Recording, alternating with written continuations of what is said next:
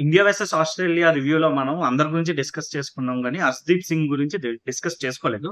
So, Harshdeep Singh గురించి ఎలా మర్చిపోవడం అంటే అనుకోకుండా అది జరిగింది. బట్ హర్షదీప్ సింగ్ చాలా బాగా బౌలింగ్ చేశాడు. బట్ హర్షదీప్ సింగ్ 3 వికెట్స్ కూడా నిన్న తీశాడు.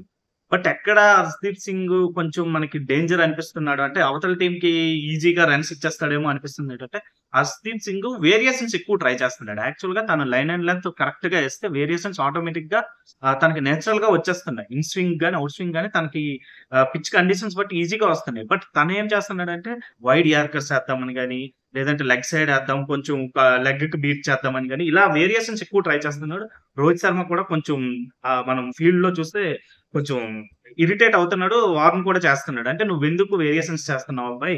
నీ బౌలింగ్ నువ్వు వెయ్యు. పర్ఫెక్ట్‌గా వస్తుంది కదా!"